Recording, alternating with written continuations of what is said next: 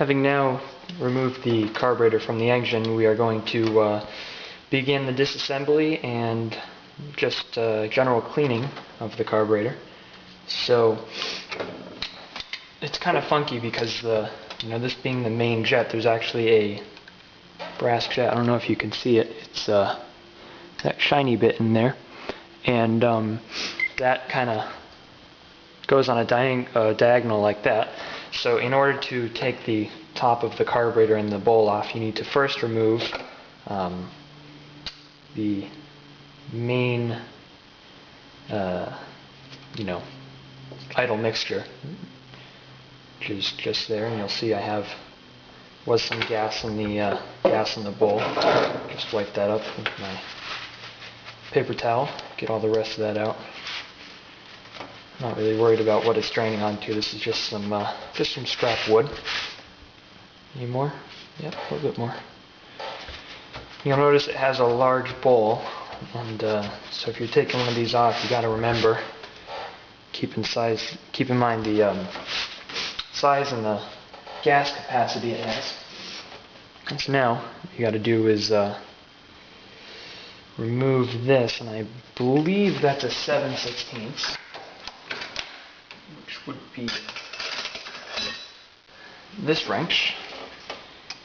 It is a 7/16, so just once again, you want to be fairly gentle. It's a pretty rugged carburetor, but nonetheless,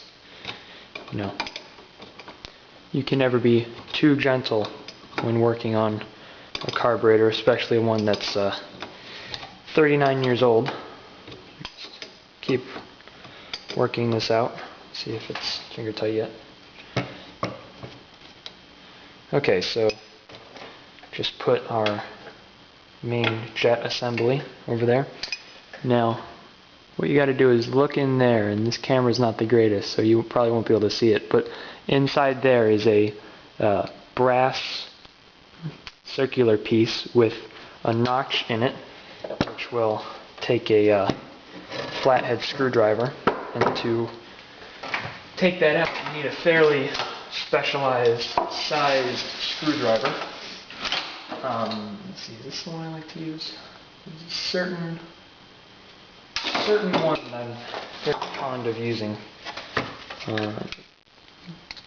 Because the trick is you need one with a small enough head that you can get it in there, but one that's large enough that you can put some torque on there. Okay, so this is about the size you want to use. You can see that the tip is what's that about? Looks to be about 3/8.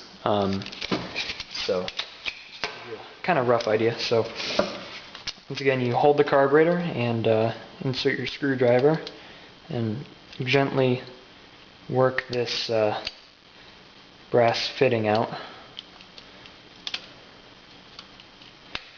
It is somewhat time consuming, but if you want to do it right, you gotta take your time.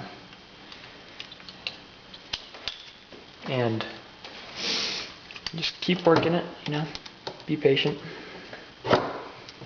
As somebody who has worked with an Onan that would run one day and not run the next, this is very, very important to be patient when working on something like this, because if you get frustrated with it and you try to torque something too much, luckily Briggs and Stratton is still in business, so supposedly parts are very available. I haven't had any personal experience, but just keep working it, and I